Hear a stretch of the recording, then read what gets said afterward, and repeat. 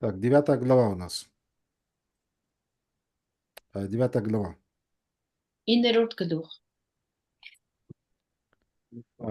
Здесь мы видим, что первые 5 стихов говорят нам про первый элемент Ветхого Завета. Առաջին 5 գլուխները խոսում են հին ուխտի առաջին տարերի մասին, э, который указывает на необходимость чего-то лучшего. որոնք մատնանշում են ինչ որ ավելի լավ բանի անհրաժեշտությունը։ М, э, И автор послания к евреям описывает внешнее святилище в первых 2 стихах. Եվ առաջին երկու խոսքերում գրքի հեղինակը նկարագրում է սրբարանի արտաքին տեսքը, Он продолжает проводить сравнение между Первым Заветом и Новым Заветом. եւ նա շարունակում է համեմատություններ անել նոր ուխտի եւ հին ուխտի միջև, Поэтому место этого святилища было где? ուստի այդ սրբարանի տեղը դա որտեղ էր։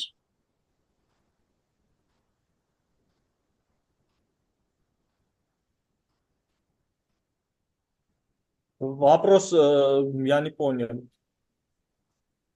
Ну, где находилось это святилище? О чем про что говорят эти стихи, да? Այս խոսքերը որ ասում են, որտեղ է գտնվում այս սրբարանը։ Ну, Первый Завет имел постановление и богослужение, и святилище какое? Առաջին ուխտը ուներ պաշտամունքի կանոններ եւ սրբարան ինչպիսի։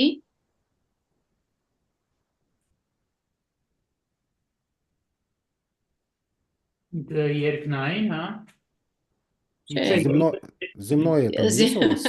Айо, есть, у нас есть земной. Я тоже думаю, что они должны замечать.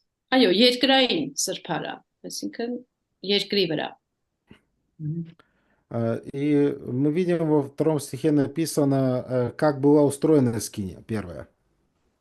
Եվ երկրորդ խոսքում մենք տեսնում ենք, թե առաջին խորանը ինչպես էր պատրաստված։ Она представляла собой палатку.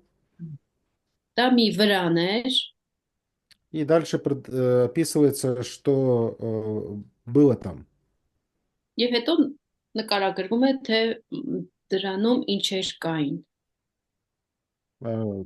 И мы видим, что скиния, она разделялась на святое и святое святых. Եվ մենք տեսնում ենք, որ սրբարանը բաղկացած էր երկու մասից, սրբությունից եւ սրբության սրբոցից։ Поэтому внешнее святилище, там были вот эти светильник, трапеза, приложение хлебов, и все это называлось святое. Եվ արտաքին մասում սրբարանի այնտեղ են գտնում աշտանակը, սեղանը, առաջավորության հացերը եւ դա սրբություն է կոչվում։ Но также 3-5 стихи нам показывают внутреннее святилище. Եվ նաեւ 3-րդ եւ 5-րդ խոսքերը մեզ ցույց են տալիս ներքին սրբարանը, ներքին մասը։ Как часто туда экскурсии приводили? Ինչ հաճախականությամբ էին այնտեղ էքսկուրսիաներ կազմակերպվում։ Один раз за год. Да, и это был и только один экскурсовод. Այո, տարին մեկ անգամ եւ ընդամենը մեկ գիդ էր լինում։ Больше никто. Ուրիշ ոչ ոք չէր մտնում։ Поэтому это место, которое мало кто видел. Այսինքն դա մի տեղ էր, որ շատ քչերը կարող էին տեսնել։ Что находилось в святое святых? Սրբության սրբոցում ինչ էր գտնվում։ Стих Ладно. Մեջը, այսինքն Այո, սրբության սրբարանում, սրբության прочитайте սրբոցում։ третий, Ընթերցենք четвертый стихи. երրորդ եւ չորրորդ խոսքերը, իսկ երկրորդ վարագույրի հետևում կար խորան, որ սրբության սրբոց էր կոչվում, այնտեղ դրվում էին ոսկե բուրվարը եւ ուխտի տապանակը, ամեն կողմից ոսկով պատած, նրա մեջ կար ոսկե սափորը մանանայով, Ահարոնի գավազանը, որ ծաղկեց եւ ուխտի տախտակները։ И мы видим в пятом стихе автор говорит, о чем не нужно теперь говорить подробно. Եվ 5-րդ խոսքում տեսնում ենք, որ հեղինակն ինչ է ասում, ինչի մասին պետք չէ հիմա մանրամասն խոսել։ Ну, есть более главная тема, которую он хочет Ահա. утвердить. Այսինքն ավելի կարևոր թեմա կա, որ ինքը ուզում է այստեղ հաստատել։ Поэтому у нас тоже нет времени, и мы не будем говорить подробно. Ըստ մենք էլ ժամանակ չունենք եւ մանրամասն չենք խոսի։ А, Но, но третье, что мы можем сказать, что на что указывают все эти вещи. Երրորդ բանը, որ կարող ենք ասել, այս ամեն իրերը, այս կարասին ինչ էր մատնանշում։ Я однажды слушал проповедь по книге Левит, где есть вот это подробное описание всех мелких деталей скинии, которые должны были быть там. Ես մի անգամ մի քարոզ էի լսում, որտեղ խոսվում էր ղևտացիներում այդ բոլոր կարասիների մանրամասն նկարագրությունը, որ կա ղևտացիներում, այդ թեմայով քարոզ էի լսում։ И проповедник, который читал этот текст, он, по сути, каждую мелкую деталь пытался как-то связать с тем, кем является Иисус Христос. Եվ քարոզիչը ընթերցում էր տեքստը եւ փորձում ամեն մանրուքը, ամեն մանրամասնությունը ինչ որ ձևով կապել Հիսուս Քրիստոսի հետ։ И когда я слушал все эти подробные описания, Ու երբ որ այդ մանրամասը նկարագրությունները ես լսեցի, у меня постоянно в голове крутился один вопрос. անընդհատ մտքիս մեջ մի հարց էր պտտում։ Ты это вообще откуда взял? Ասում եմ, ես ամեն ինչը ինքը որտեղից է վերցրել։ Ну, я думаю, мы должны, скажем так, сохранить здравый баланс в толковании.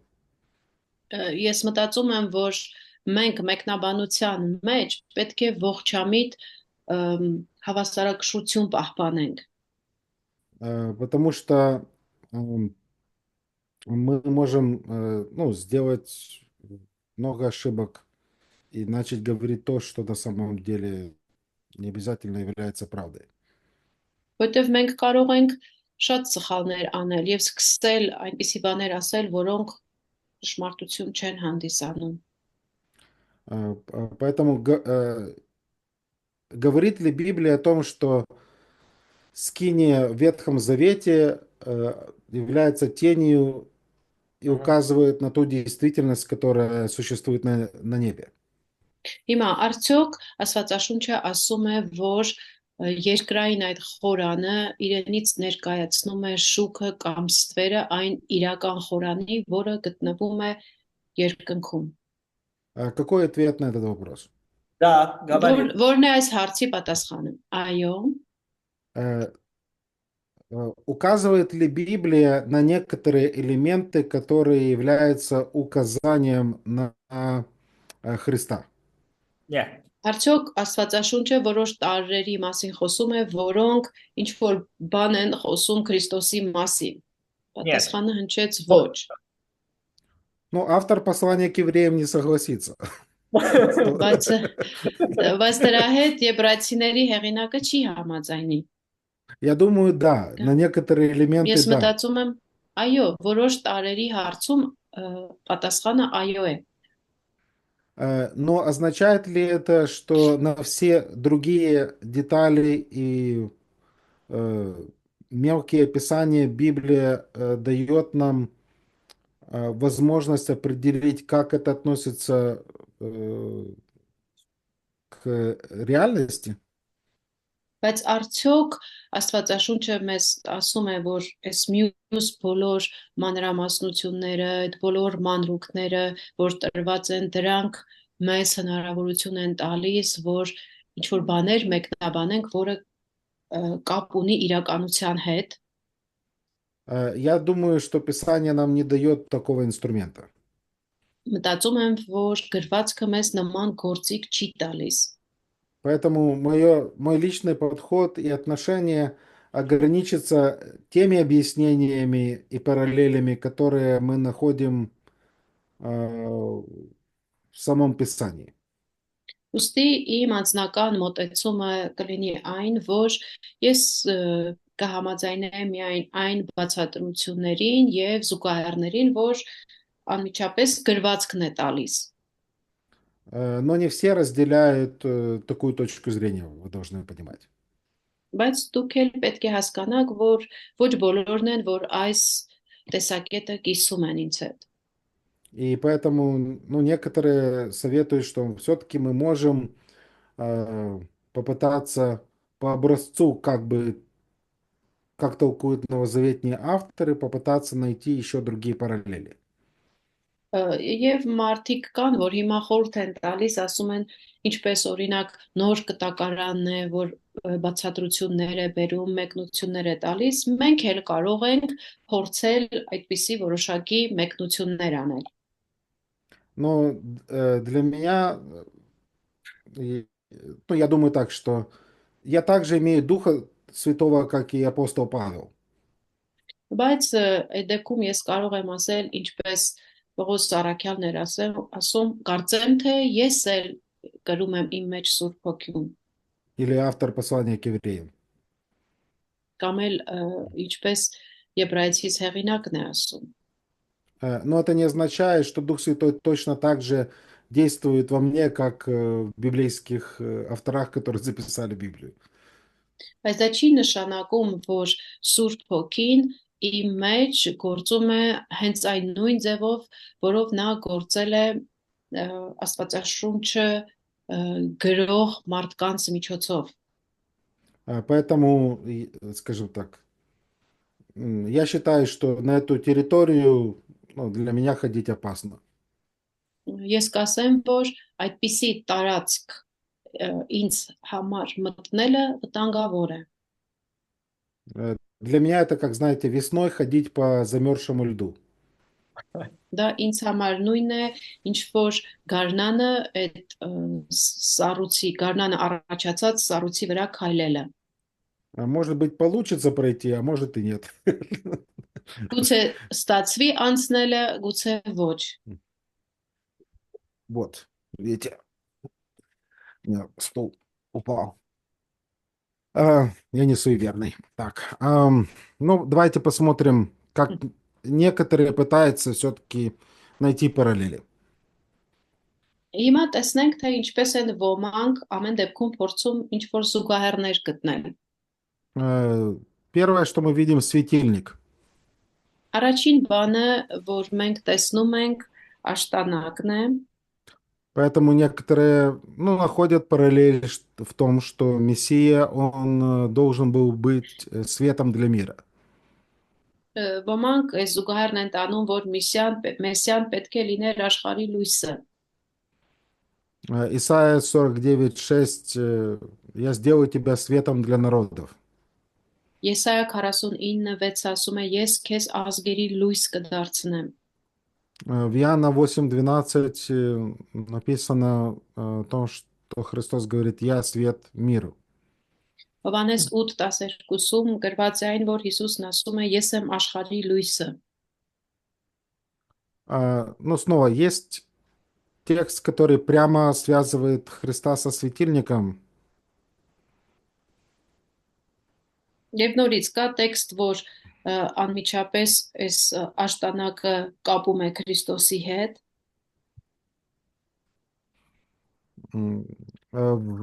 Были в Скинии хлебы предложения, да? Եվ խորանում կային նաև առաջավորության հացերը։ Говорит ли Христос о том, что Он хлеб жизни? Արդյոք Հիսուսն ասում է, որ ինքը կենաց հացն է։ Да, говорит. Այո, ասում է։ Но чтобы, скажем, на 100% сказать, что это в действительности так, у меня надо найти подтверждение в Писании. Բայց որպեսզի հաստատ ասել, որ դա այդպես է, դրա համար մեզ պետք է ապացույց գտնել հենց Աստվածաշնչում։ Ну, что касается некоторых элементов, мы видим, что библейские авторы такие проводят параллели. Բայց ինչ վերաբերում է մի քանի իրերին, մենք տեսնում ենք, որ Աստվածաշնչյան հեղինակը այդպիսի զուգահեռներ տանում է։ Что представляет собой завеса? Ինչ է իրենից ներկայացնում վարագույրը։ 6 глава, 19 стих. 6-ի 12-րդ խոսքը։ 9. 6 глава или 9? Глава 19 стих. Да, 6:19, я думаю. Да. 6-ի 19, հա? 6:19? Угу. 6-ի 19։ Ո՞վ Փարիզ, Բարակույր։ Փարիզ է Փարիզյանը։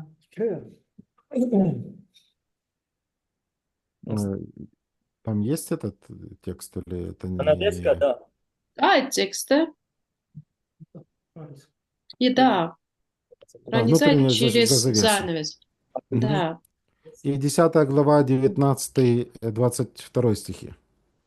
Եվ 10-ի 19-ից 22 խոսքերը։ Փարիզ ունի։ Ապահովանշար պրոդուկտն բավարարելիս ներս ծածկալի ինչ ասած։ Դա էլի բացատրում եմ, մեսա չանալ։ Հա։ Да, 20 стих, что говорит? 20-րդ խոսքը ինչ է ասում։ Որ կենթանի ճանապարհով, որ մեզ համար, говорит про занавес. И эта завеса, это плоть кого? Да. Եվ այդ վարագույրը ում մարմինն է Քրիստոսի։ Ну, поэтому есть некоторые указания. Ուստի մի քանի այստեղ նշումներ կան։ Мы понимаем, что только через его тело мы приходим к Богу. Մենք հասկանում ենք, որ միայն նրա մարմնի միջոցով է, որ մենք գալիս ենք Աստծո մոտ։ Так, 3:11. Сейчас, секунду.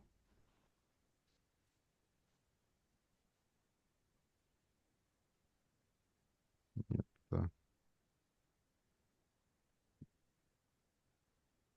Ну, ману тоже сравнивают с живым хлебом. Եվ այս մանանա նույնպես համեմատում են կենթանի հացի հետ։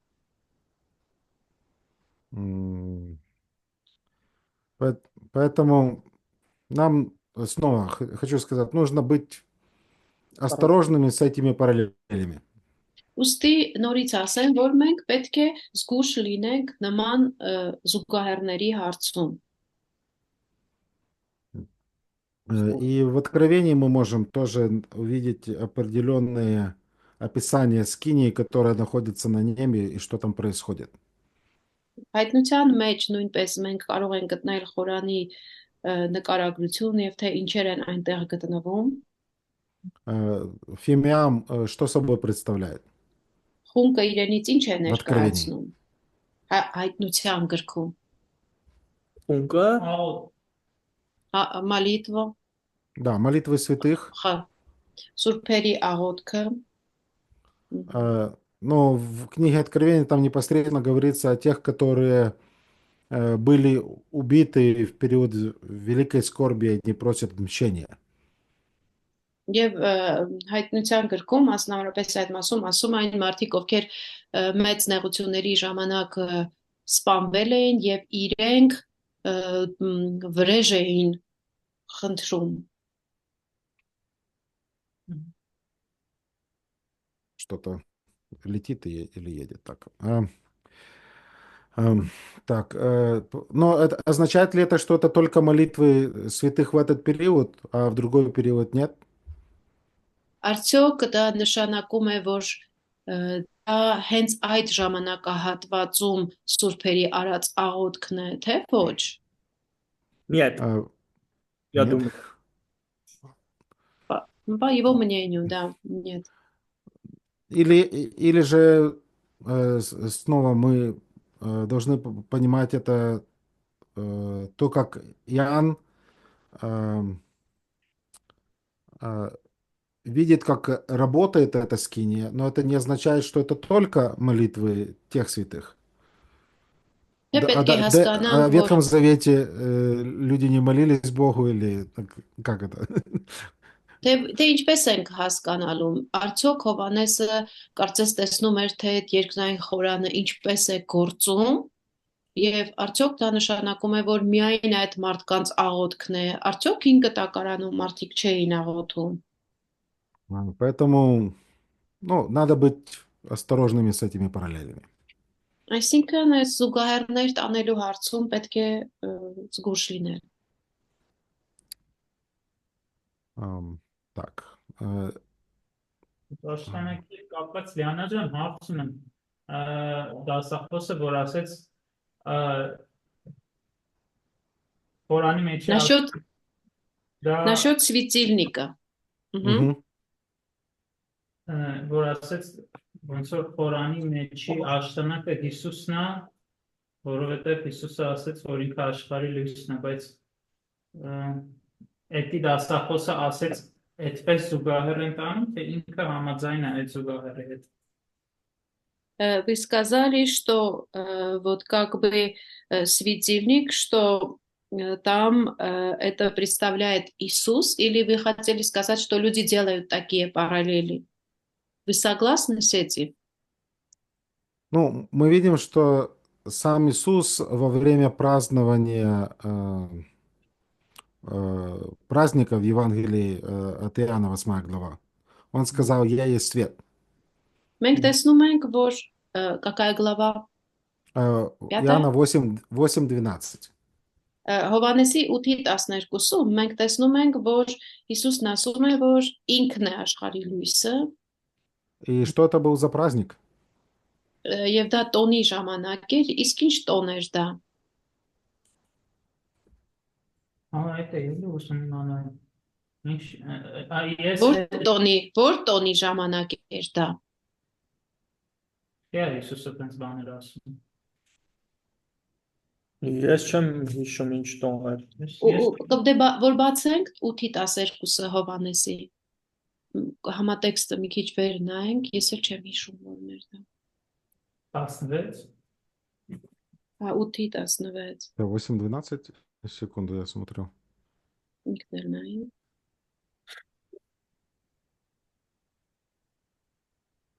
Так.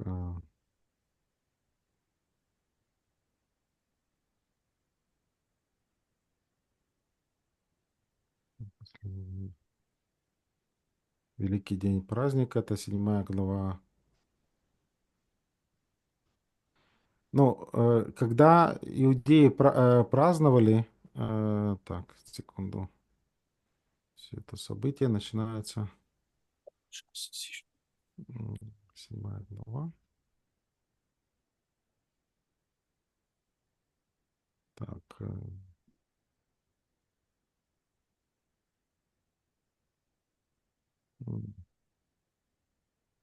ну, насколько я помню, праздник, на котором присутствовал Христос, он включал в себя эм, они зажигали большой светильник там. Այդ այն տոններ, որին մասնակցում էր Հիսուսը, իրենք այդտեղ մեծ աշտանակ էին վառում։ Կարող եք А, տաղավարը հարացնել։ Но Христос использовал этот момент, чтобы сказать, что он является светом для мира. Բայց Հիսուսը այդ պահը օգտագործեց, որպեսզի ցույց տար, որ ինքն է աշխարհի լույսը։ Вот в седьмом главе это про этот tabernacle, Feast of Э, Tabernacle. В Кущей, седьмом да. Кущей, Да, да, да. в начале Ну, седьмого говорится про это. да, но праздник Кущей это не праздник Скинии. Լավ, окей. Поэтому провести прямую параллель, ну, я не могу. Ես ինքս այստեղ ուղիղ անմիջական զուգահեռ տանել ես չեմ կարող։ Ну, это просто мы можем сделать ошибку в каком плане?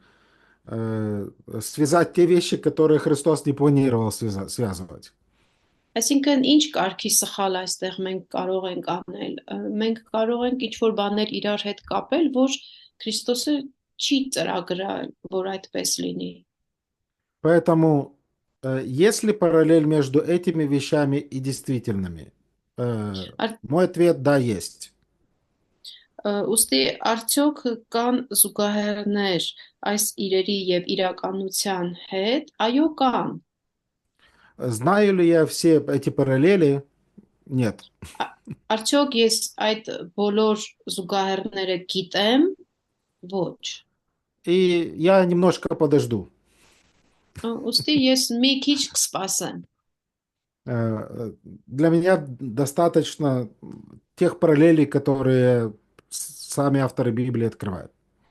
Ինձ համար բավական են այն զուգահեռները, որոնք հենց հեղինակներն են բացում։ И в тот же самый момент я не отвергаю, что Иисус Ага. есть свет, что пророки говорили, что Он есть свет, что Он хлеб жизни, что Он дверь овцам и так далее. Եվ միաժամանակ ես չեմ մերժում այն բաները, որ Հիսուսն ասում է, որ ինքն է լույսը, որ ինքն է հովիվը, ոչխարների, ինքն է դուռը։ Вопрос? Հարց։ Դիանա ջան, դասախոսին ասա ինքը ոնց որ այս մի երկու օրը մանավանդ նոր հարց է ուզում տալ, բայց անջատած էր։ Ես հարցի չլսեց, բայց ինքը պատասխանեց այդ հարցին։ Նույն բանը երեք արեց։ Интересно, что и сегодня, и вчера, и даже сегодня у меня микрофон был отключен. Я хотела задавать вопрос, но я не успел еще это сказать. Вы уже дали ответ на вопрос, что я не успел задавать. Ну, бывает так. Այդպես էլ է պատահում։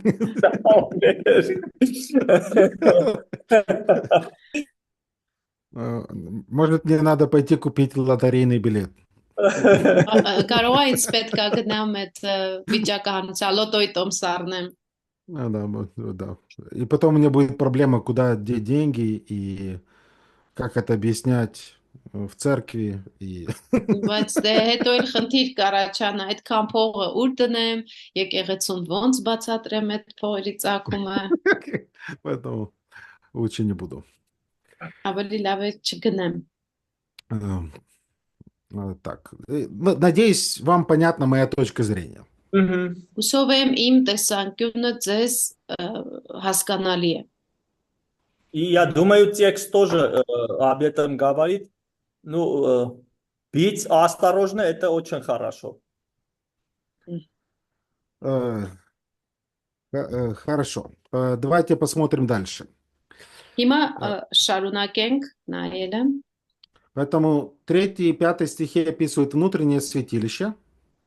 Երրորդ եւ 5-րդ խոսքերը նկարագրում են ներքին սրբարանը, ներսի մասը, Там есть перечисление всех этих вещей, которые там находились. եւ թվարկում է այնտեղ գտնվող բոլոր իրերը, И поэтому мы видим, что Бог очень четко и скрупулезно для верующих Ветхого Завета прописал, как и что и когда нужно делать. Եվ տեսնում ենք, որ Աստված ամենայն հստակությամբ եւ մանրամասնությամբ հին կտակարանի հավատացյալների համար ասել էր ինչ է եւ որից հետո եւ ինչպես է պետք անել։ Поэтому Ветхий Завет, ну, как бы, он был хороший, Ոստի հին ուխտը լավն էր, но Библия нам говорит, что это не все, что Бог приготовил в Божьем плане, есть лучше. բայց Աստվածաշունչը մեզ ասում է, որ դա ամբողջը չէ, Աստծո ծրագրի մեջ դրանից ավելի լավն էլ կա։ Закон Моисея, он не был окончательным откровением. Մովսեսի օրենքը դա վերջնական հայտնությունը չէր, Но он указывал на что-то лучшее. բայց դա մատնանշում էր ավելի լավ ինչ որ բանի, И это лучшее, это Господь Иисус Христос. եւ այդ ավելի լավը Տեր Հիսուս Քրիստոսն է։ Поэтому, что мы можем точно сказать, скажем так, в конечном итоге, куда это все идет? Ինչը կարող ենք հստակորեն ասել, որ վերջին հաշվով այս ամենը ուր է գնում, В Колоссянам 2:2 Павел пишет: Պողոսացիների 2:2-ում Պողոսը գրում է. речь идет об истинном познании тайны Божьей. Եվ խոսքը գնում է Աստվածային խորհրդի ճիշտ հասկանալուն, Тайны Бога и Отца и Христа. ընթերցենք, որ ավելի ճիշտ լինի։ 3 стих. В нем спрятаны все сокровища премудрости и Երրորդ знания. խոսքը, որի մեջ են թաքնված իմաստության եւ գիտության բոլոր գանձերը։ Եվ ինչ դա էլ ասում է եւ միմյանց միանալով եւ ամենայն ճոխությամբ հասնեն կատարյալ իմաստության, այսինքն Աստծո եւ Հոր եւ Քրիստոսի խորհուրդը ճանաչելուն։ Поэтому, если мы приобрели Христа, это все, что нам нужно. У нас есть Ոստի все. եթե մենք ունենք արդեն Քրիստոսին, դա այն է ինչ որ մեզ պետք է, մենք արդեն ամեն ինչ ունենք։ Мы наследники Божии, и мы сонаследники Христу. Մենք Աստծո ժառանգորդներն ենք եւ Քրիստոսին ժառանգակից ենք։ И мы можем к Богу приближаться через нашего Спасителя. Եվ մենք կարող ենք մեր փրկչի միջոցով ավելի մոտենալ Աստծուն։ 6-7 стихи говорят нам о еще одной необходимости чего-то лучшего. 7-րդ խոսքերը ասում են ինչ որ ավելի լավ բանի անհրաժեշտության մասին մեկ այլ ձևով։ Так, я сейчас открою текст.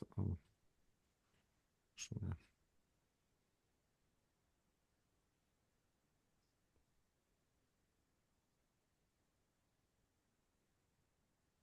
Всем. Прочитайте 6-7. Կարդանք 6-րդ 7-րդ խոսքերը Հովնան ջան։ Այս ամենն այսպես կարգադրված լինելով, քահանաները միշտ մտնում էին առաջին խորանը, պաշտամունք կատարելով, բայց երկրորդի մեջ միայն քահանապետն էր մտնում տարին մեկ անգամ, ոչ առանց արյան, որը մատուցում էր իր եւ ժողովրդի հանցանքների համար։ Поэтому мы видим два вида служений, которые совершались в Ветхом Завете. Այստեղ մենք տեսնում ենք երկու տեսակի ծառայություն, որ կատարվում էին հին ուխտի օրերում։ В первой части месте, называемое святое. Առաջին մասում, առաջին խորան, սրբարանի, Там священники жертвы приносили. Այնտեղ քահանաները զոհեր էին մատուցում, А второе, в Святое Святых, один раз в год священник заходил. իսկ երկրորդի մեջ սրբության սրբոց տարին մեկ անգամ քահանայապետն էր մտնում։ И мы снова видим указание на несовершенство этих священников.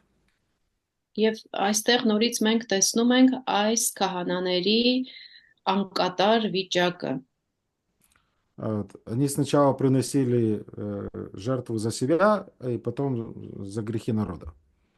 Սկզբում նրանք զոհաբերություն էին բերում իրենց համար, իսկ հետո ժողովրդի մեղքերի համար։ 8-10 стихи указывают на необходимость чего-то лучше. Это последствия ветхозаветного поклонения. Необходима смена. Եվ 8-ից 10-րդ խոսքերը նորից ցույց են տալիս ինչ որ ավելի լավի նորի անհրաժեշտությունը, որովհետև այդ հին ուխտը փոխարինման կարիք ունի։ И снова 9 стих указывает на то, что пока стоит 8 и начало 9. Пока стоит первое святилище, эта система, путь к прямому доступу к Богу всегда будет закрыт. Եվ 8-ը եւ 9-րդում ասում է, որ եւ քանի դեռ առաջին խորանը հաստատուն է մնում, այդ դեպքում ստացվում է, որ նրանք չէին կարող կատարյալ դարձնել պաշտամունք մատուցողի խիղճը, այսինքն մուտքը փակ էր։ И вторая часть 9 стиха и начало 10. Եվ 9-ի երկրորդ մասն ու 10-ի սկիզբը мы видим, что эта система, она не могла произвести необходимого изменения. տեսնում ենք, որ այդ համակարգը չէր կարող անհրաժեշտ փոփոխությունները բերել։ Поэтому требовалось изменение, чтобы вопрос греха можно было решить раз и навсегда. Ուստի պահանջվում էր փոփոխություն, որպեսզի մեղքի խնդիրը, մեղքի այդ հարցերը մեկ անգամ եւ ընդմիշտ լուծվեին։ Поэтому должно было прийти это время исправления, и это то, что делает Христос. Ուստի պետք է գար այդ ժամանակը, որ այդ ուղումները պիտի մտցվեն եւ դա Հիսուս Քրիստոսն էր կատարելու։ Когда у нас перерыв? Ընդմիջումը մեր քանիսին է։ Еще есть, ну, где-то 30 минут. До перерыва? Մինչև ընդմիջում 30 րոպե դեռ կա։ Հեսա մի հատ ստուգին 10 Или... Да, наверное, да. 16-ից բանա 7-ից 10, 7-ից 20-ից։ Հիմա մենք որտեղ ենք։ Այս 5-րդ դասն է, չէ։ Да, 30 минут есть. 5-ից 10 վերջանում է։ 17:10 мы заканчиваем. Это урок. Ну, 25 минут получается. Хорошо. Потом остается еще один урок. И все. Не Да. верьте. Поэтому у нас не было перерыва. Не, было перерыв. 5-ից 10 5-10 будем перерыв сделать. Ага, хорошо. Давайте будем делать 5-10 перерыв. 9 глава с 11 по 14 стихи. 9-րդ գլուխ 11-ից 14-րդ խոսքերը Прочитайте. ընթերցենք Հովնան ջան։ Քրիստոսը գալիք վարիքների քահանապետը եկավ ավելի մեծ ու կատարյալ խորանով, անձեռագործ, այսինքն ոչ այս կառույցից, ոչ էլ նոխազների եւ զվարակների ալինով, ապա իր արյամբ մեկ անգամ մեկ ընդմիշտ մտավ սրբարանը մեզ համար հավիտենական փրկություն ապահովելով, որովհետև եթե ցուլերի ու նոխազների արյունը եւ էրինջների մոխրի սրսկումը պղծվածներին մաքրում էր մարմնավոր սրբության համար, ապա որքան ավելի Քրիստոսի արյունը, որ հավիտենական հոգու միջոցով իրանց անարատ պատրակ մատուցեց Աստծուն, կսրբի ձեր խղճմտանքը մեռած գործերից, որպեսի կենթանի Աստծուն պաշտեք։ Поэтому мы видим контраст по отношению к ветхозаветной скинии. Մենք տեսնում ենք հակադրությունը հին ուխտի խորանի հետ համեմատած։ Это скиния Христа совершенная. Քրիստոսի այս խորանը կատարյալ է։ Она сделана без участия людей. Այն ստեղծված է, այսինքն այն անձեռակերտ է, մարդիկ չեն ստեղծել այն։ И мы видим, что новый первосвященник, он пришел не с кровью козлов и тельцов, но со своей кровью. Եվ մենք տեսնում ենք, որ նոր քահանապետը ոչ թե նոխազների եւ զվարակների արյունով եկավ, այլ իր իսկ արյունով։ И снова обратите внимание на это слово «однажды», 12 стих. Եվ նորից 12-րդ խոսքում ուշադրություն դարձնենք այդ խոսքին, որ ասում է մեկ անգամ։ И что он сделал? Он раз и навсегда вошел во святилище, и что он там сделал? Եվ մեկ անգամ եւ ընդմիշտ նա մտավ այդ սրբարանը եւ ինչ արեց։ Вечное спасение. Հավիտենական փրկություն ստացավ։ Вечное спасение. Мы уже читали Да. относительно вечное, что он еще вечное приобрел. Մենք արդեն ընթերցել ենք, որ էլի հավիտենականի հետ կապված բան, ուրիշ էլ ինչ ձեռք բերեց հավիտենական։ Помните? Հիշում եք։ Հարցը ոնց որ լավ չհասկացա ես։ Այսինքն բացի հավիտենական փրկությունից ինչ? Հա, հավիտենական էլ ինչ։ Հավիտենական էլի ինչ։ 5:9 евреям. 5:9, 5:9։ Հա, ասած Հա? հավիտենական փրկության հեղինակը Автор вечного спасения. Вечное спасение, тут мы читаем о вечном искуплении. Այստեղ մենք կարդում ենք հավիտենական փրկության մասին։ То же самое. Вот чем разница? Ну, спасение и искупление, ну, искупление более говорит о процессе того, что сделал Иисус Христос, совершил, принеся себя в жертву. Он искупил.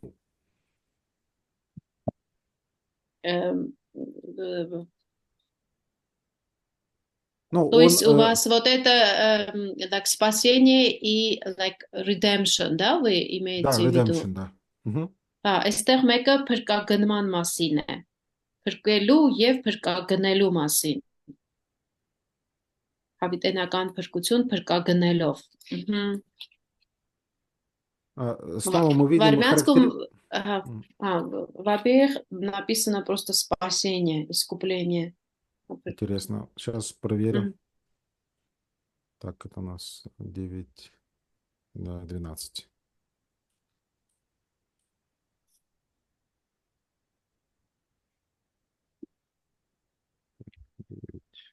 Փրկության պատճառ դարձավ, իսկ այստեղ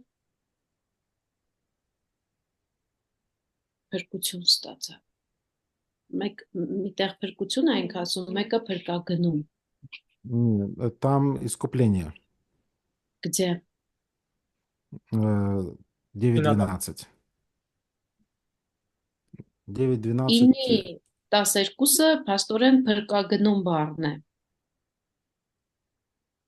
Ահա։ Մեր ձեր փաթարմանությունը ինչ էր։ Հենց փրկություն։ Ну, речь идет о выкупе, о вечном Այսինքն այստեղ выкупе. Այսինքն հավիտենական, որ գնեց, փրկելով գնեց։ Փրկություն ապահովելով։ Сейчас я посмотрю, какое слово 5.9 используется. Я уже понял. Уже нюансы перевода. Так.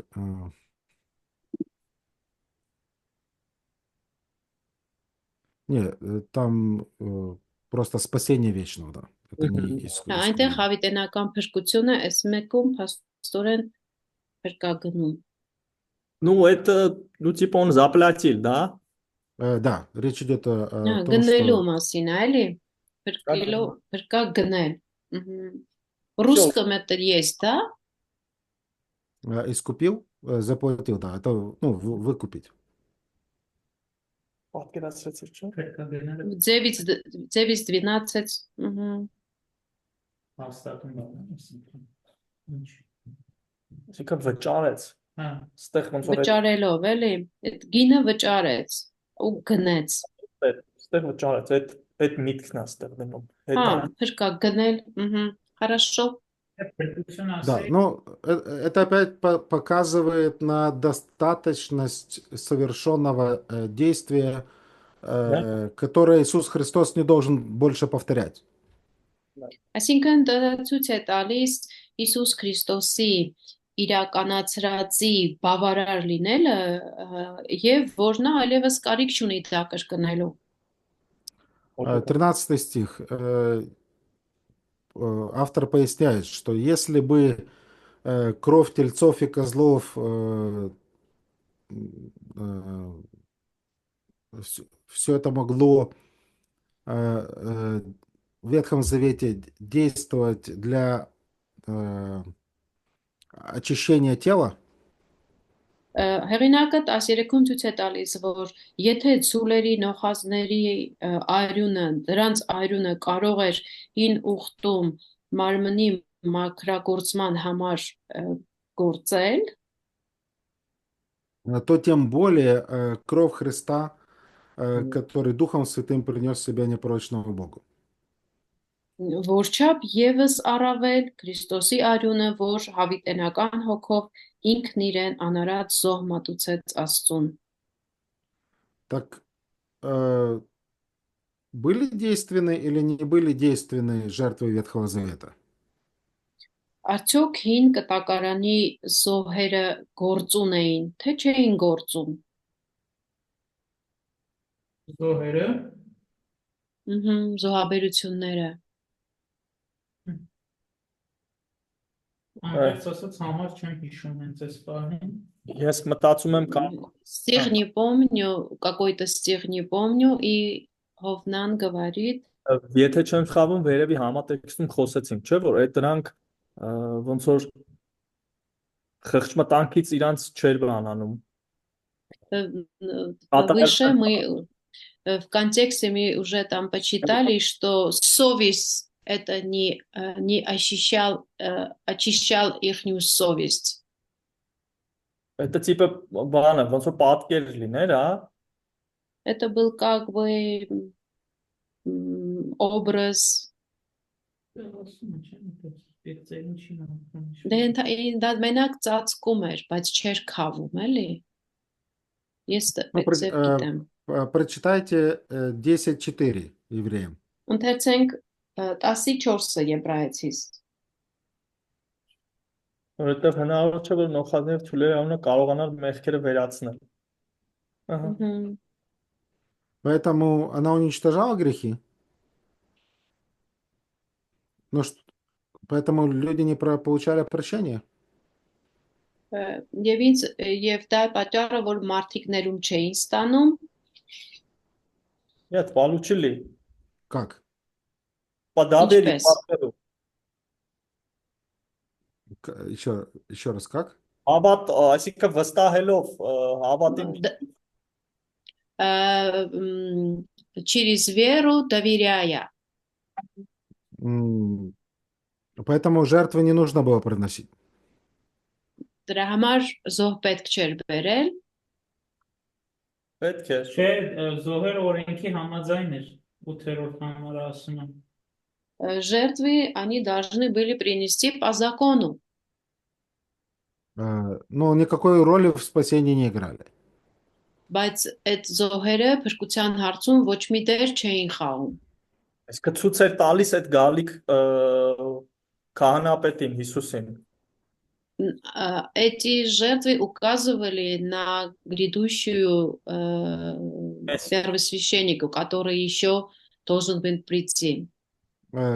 Согласен, вы читали послание к евреям. Համաձայն եմ, կարդացել եք Եբրայեցիս նամակը։ Բավական չէ, թե Но առհասարակ это, Փրկվում։ Եթե ասում եմ, որ չէր փրկվում, но это было недостаточно, да? Согласен, но получали ли люди прощение или нет? Հիմա մարդիկ ներում ստանում էին, թե ոչ։ Դե եթե ասենք հա, ուրեմն մի րոպե, եթե ասենք հա, ուրեմն Հիսուս չի այդպես։ Հենա ստանում են։ Если, Пай Хосровча, если ответим «да», то получится, зачем тогда должен был Христос прийти, если так Да. можно было делать? Поэтому, мы должны понимать, что Бог давал прогрессивное откровение. Պետք է հասկանանք, որ Աստված այդ հարաճուն հայտնություն էր տալիս, պրոգրեսիվ հայտնություն։ И поэтому, как мы читали в первой главе порциями, да, многократно и многообразно Бог говорил в Ветхом Завете. Ինչպես առաջին գլխում էինք կարդում, կարծես sense բաժին, չէ, ասում էր բազում անգամներ եւ բազում ձևերով Աստված խոսեց մեզ հետ։ Поэтому, скажем так, знание и объем откровения постепенно увеличился. Այսպես ասենք, որ գիտելիքները եւ հայտնությունների ծավալը աստիճանաբար մեծանում էր։ И ошибкой для нас будет неправильно думать, что или требовать того знания от верующих Ветхого Завета, которым мы сейчас обладаем во свете Нового Завета. Եվ մեր կողմից սխալ կլինի մտածել կամ պահանջել այն նույն հասկացողությունը հին ուխտի հավատացյալից ու նոր ուխտի հավատացյալից, որ մենք ենք, որ մենք այս ամենը ունենք։ Все же мы можем четко и ясно сказать, чему учит весь Ветхий Завет. Այդուհանդերձ մենք պարզ եւ հստակ կարող ենք ասել, թե ինչ է սովորեցնում ամբողջ հին ուխտը։ 2 Тимофея 3:15. Երկրորդ Տիմոթեոս 3:15։ Согласно этого отрывка, чему учит Писание? Համաձայն այդ հատվածի գրվածքը ինչ է սովորեցնում։ Փրկության մասին։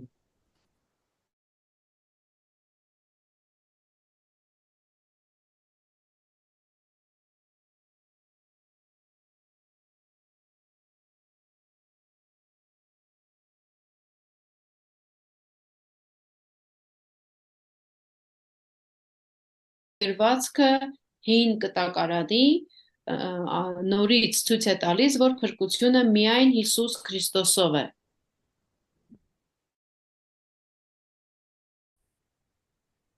Հա, իսկ հիմա նորից։ Запустилось, да. Поэтому, исходя из этого ясного утверждения, мы должны понимать, что если люди и спасались в Ветхом Завете, это только на основании того, что сделал Иисус Христос. Այսինքն այս հստակ հաստատումից մենք եզրահանգում ենք, որ հին կտակարանի հավատացյալներն էլ փրկվում էին միայն Հիսուս Քրիստոսի կատարած գործի շնորհիվ։ Поэтому утверждение автора в 10 главе 4 стихом является правильным. Ուստի 10-րդ գլխի 4-րդ խոսքում հեղինակի ասածը ճշմարտություն է։ Поэтому эти жертвы они никак не могли уничтожить грехи.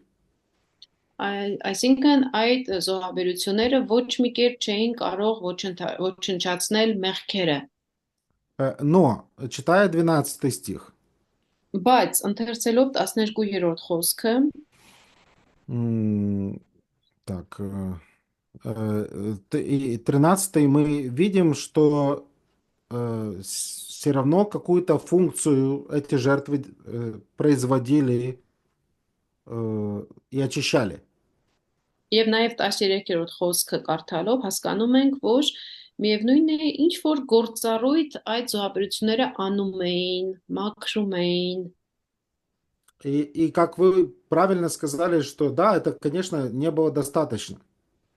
Եվ ինչպես դուք ճշտորեն ասացիք, որ այո, դա բավարար չէր։ И как вы уже ссылались на совести о том, что эти жертвы не могли произвести вот этого внутреннего изменения.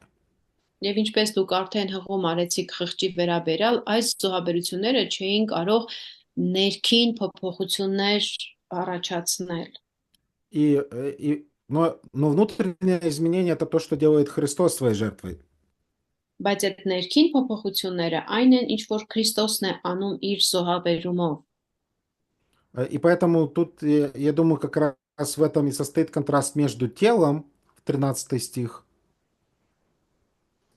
Այստեղ կարծում եմ հենց նա է հակադրությունը 13-րդ խոսքում ասված մարմնի и совестью, что является внутренней составной человека. Եվ այն բառը, որ հետագայում օգտագործում է խիղճը, որը արդեն մարդու ներքին կառուցվածքի մեջ է մտնում։ И поскольку мы утверждаем, и Павел пишет об этом, что человек оправдывается верою, это означает, что человек должен был верить Божьим обетованиям. Եվ քանի որ մենք հաստատում ենք եւ Պողոսն էլ ասում է, որ հավատով են արդարանում, դա նշանակում է մենք պետք է հավատանք Աստծո խոստումներին։ И на практике это также означало, что человек, который верит Божьим обетованиям, он будет желать исполнять Божье Слово.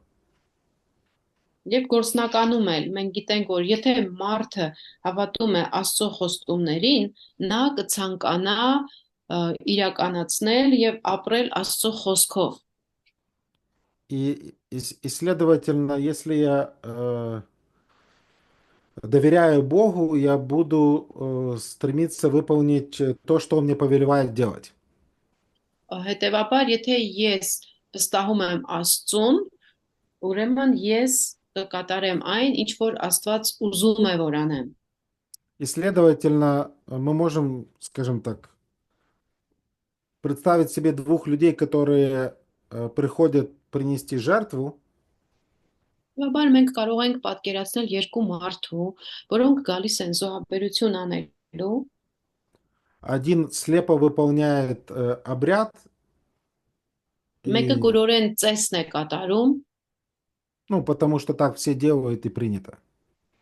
որովհետև բոլորն են այդպես անում, դա ընդունված բան է։ Другой, совершая ту же самую жертву, по сути, проявляет свою веру в Бога. Իսկ մյուսը այդ զոհաբերությունը անելով իրականում ցուցադրում է Աստծո հանդեպ իր ունեցած հավատը։ Должны ли были верующие ожидать, умрет за их грехи? Как вы, что? Ну, верующие в Ветхом Завете, которые надеялись и уповали на Бога, они должны были ждать, пока Христос заплатит за их грехи? Հին ուխտի հավատացյալները, հիմա որ իրենք վստահում էին Աստծուն փրկության հարցում, իրենք պետք էր որ սպասեին, մինչև Հիսուսը գա եւ այդ զոհաբերությունը անի։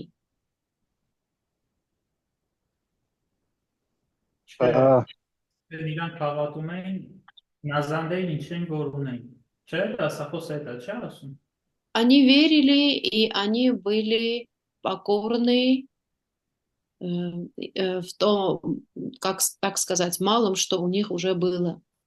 Ну, получали они прощение или они должны были ждать, пока Христос не придет? Հիմա իրենք ներում ստանում էին, թե պետք է սպասեին մինչև Քրիստոսը գա, որ ներումը ստանային։ Չստանում էին, արդեն վերագրում էր Աստված։ Они уже получали. Согласен. Потому что Аврааму он сказал. Что? Про Авраама сказано же, он Արդար համարվեց։ поверил, и это считался за праведность для него. Бытие 15:6. Это, да? Ծննդոց Да, это. 15:6. Мы думаем одинаково. Նույն ձև ենք մտածում։ Սաղմոսներում էլ է, չէ՞ շատ ասում դրա մասին։ Ով Սաղմոսներում էլ է խոսում, էլի արդարության մասին։ И очень много о праведности говорится в псалмах. Да, но Айо. поэтому я не думаю, что мы должны смотреть на систему жертвоприношений как просто, знаете, какой-то такой театр, который ничего не значит.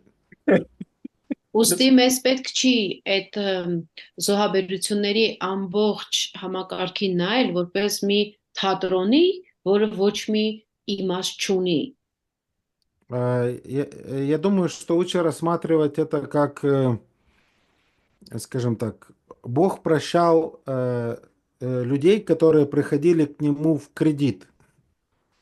Այսպես կարելի է ավելի լավ է ասենք, որ Աստված ներում էր մարդկանց, ովքեր իր մոտ գալիս էին, այսպես ասած, ավանսով, կրեդիտով։ Поэтому на кредитной карточке у меня нет денег, но я могу пойти в магазин, заплатить, и банк переведет деньги этому магазину. Իսկ կրեդիտ քարտից վրա կարող եմ փող չունենալ, բայց գնալ խանութում մի բան առնել, վճարել, բանկը դրա համար փող փոխանցի այդ խանութին։ И по сути Бог говорит: вы это делаете, я потом заплачу. Ըստ էության Աստված ասում է դուք այս բաները արեք, ես հետո дրա համար կվճարեմ։ Но вы должны верить. Բայց դուք պետք է հավատաք։ Поэтому тот, кто верил, получал оправдание. Ուստի ով որ հավատում էր, նա ստանում էր արդարացում։ Но тот, кто заплатил, это Иисус Христос, его жертва. Եվ ով որ վճարեց, նրա համար զոհը Հիսուս Քրիստոսն է։ Поэтому все только через него. Ուստի ամեն բան նրա միջոցով է արվում։ Хорошо. Так. Լիանա ջան, դասախոսին խնդրեմ մի հատ հարց ունեմ։ Այսինքն եթե ասենք որ հին ուխտի զոհերը ինքը ոչ մի բան էր, այդ ամբողջ ծիսակարգը ինքը այսինքն իրանից ուղղակի թատրոն էր ներկայացնում, ոչ մի լրջություն, բովանդակություն չկար, այդ կվնասի նաև այն մտքին, որ հետագայում, որովհետև մենք որ Դանիելի եւ Հայտնության գիրքանցանք, դասախոս ասեց վերականգնվելու է կարգարը եւ զոհաբերությունները լինելու, այսինքն մենք ոնց որ իմաստազրկենք ու անհեթեթություն կդարձնենք, հա, այդ հետագային գալիք այդ զոհաբերությունները, որտեղ այդպիսի բան հիշում եմ, որ դասախոսը ասեց։ Ուզում եմ իմանամ ճիշտ եմ, հասկացեք իրան։ Այդ երկրորդ մասը մի քիչ լավ չհասկացա Խոսրով հարցիդ։ Հարցը հետևյալն է, դասախոսը անցած կուրսի ժամանակ հայտության եւ Դանիելի մեջ ասել էր, որ ծիսական արարողակարգը վերականգնվելու է հազարամյա թագավորության մեջ, այսինքն արժե զրկելու ծիսականանյան ծեսերը, это Խոսրովը հարցնում։ То получается, что если мы подумаем, что вот ветхозаветное жертвоприношение выглядит как театр, если так подумать, то получается мы уничижаем тоже то, что в будущем, как вы на прошлом курсе учили, что будут восстановлены эти обряды жертвоприношения, которые мы видим в книге Даниэля и Откровения. Это тоже будем уничижать, если считать, что ветхозаветные были как театр? Ну, опять же, это же будет восстановлено? Ну, я не говорю, что мы должны рассматривать это как театр. Я думаю, вы тоже так думаете. Ասում եմ, որ պետք չի, չէ՞, մենք дրան նայենք որպես թատրոնի, ինքը այդ ձև ասեց։ Համաձայն եք, չէ՞ դրա հետ? Но многие христиане сегодня думают относительно жертвы Иисуса Христа, что раз Христос умер, больше жертв совершать не нужно. Բայց շատ քրիստոնյաներ մտածում են, որ Քրիստոսը արդեն զոհվել է եւ այլևս ինչ որ զոհաբերության կարիք չկա։ Но это утверждение истина по отношению к жертве Иисуса Христа. Բայց այդ հաստատումը ճիշտ է, երբ որ խոսքը գնում է Հիսուս Քրիստոսի կատարած զոհաբերության մասին։ И поэтому некоторые верующие, читая пророчество Ветхого Завета о грядущем царстве, ուստի որոշ հավատացյալներ, որոնք կարդում են հետագա գալիք թագավորության մեջ կատարվող զոհաբերության մասին այդ հատվածները, они говорят, ввиду достаточности жертвы Христа, жертвы приносить больше не нужно. Ասում են, որ քանի որ Հիսուս Քրիստոսը արդեն զոհաբերությունը արել է, այլևս կարիք չի լինելու զոհաբերություններ անելու։ И подобная предпосылка заставляет их толковать эти отрывки не буквально. Այսինքն нման մոտեցումը նրանց դրդում է, որ նման հատվածները մեկնաբանեն ոչ բառացիորեն։ Но для меня нет проблемы утверждать, что в будущем, когда Христос установит царство, будет восстановлен храм, нет проблемы утверждать, что будут приноситься жертвы. Բայց ես խնդիր չունեմ այն բանի հետ, որ եթե հետագայում թագավորությունը հաստատվի եւ Քրիստոսը վերականգնի տաճարը ու ինչ որ զոհաբերություններ արվեն, դրա հետ ես խնդիր չունեմ։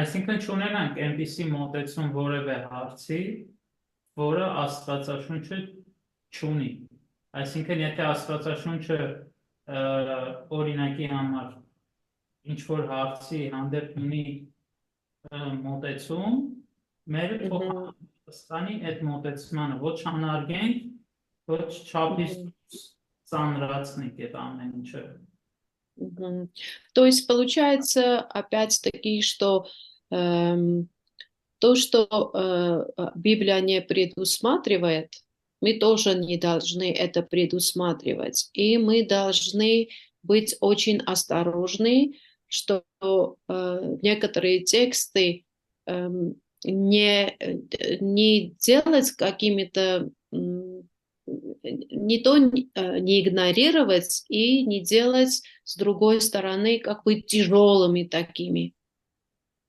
Я думаю, да. Այո, կարծում եմ, այո. И я извиняюсь, тут звонок мне поступил, я отвлекся. Но я хотел закончить относительно жертв. Жертвы Ветхого Завета указывали на то, что сделает Христос. Եվ ուզում եմ վերջացնել զոհաբերության մասին, որ հին ուխտի զոհաբերությունները մատնանշում էին այն, ինչ որ իրականացնելու էր Հիսուսը, хотя они сами по себе не спасали. չնայած որ այդ զոհաբերությունները հենց իրենցով փրկություն չէին տալիս։ Поэтому для меня нет проблемы сказать, что если Бог хочет, чтобы приносили жертвы в будущем царстве, это не означает, что это ставит под вопрос достаточность жертвы Иисуса Христа. Եվ ուզում եմ ասել, որ եթե Աստվածաշունչը ասում է, որ հետագայում կվերահաստատվի խորանը եւ այդ զոհաբերության կարգը, դա չի նշանակում, որ դա կասկածի տակ է դնելու Հիսուսի կատարած զոհաբերությունը։ Ну, мы сейчас совершаем причастие в церкви, которое является напоминанием того, что сделал Христос. Մենք հիմա եկեղեցում հաղորդությունը ընդունում ենք, որը հիշեցնում է մեզ այն, ինչ որ Հիսուս Քրիստոսն արել է։ Поэтому, ну, лично для меня нет проблемы с тем, что верить, что буквально будут приноситься жертвы. Եվ ես խնդիր չունեմ այն բանին հավատալու, որ եթե բառացիորեն ինչ որ զոհաբերություններ պիտի կատարվեն։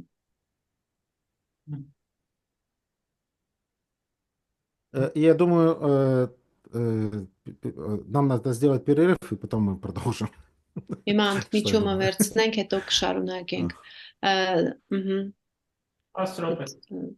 10 минут, да? 10 минут։ Դավիթը այդ տեղա թե դուրս է եկել։ Լսում ա կարծում եմ։ Ահա։ Իսկ я уже это не про урок. Իսկ Հայկը Հայկը այս կողմից Запись нужно остановить. Да, я կանգնացրեք։ слушаю.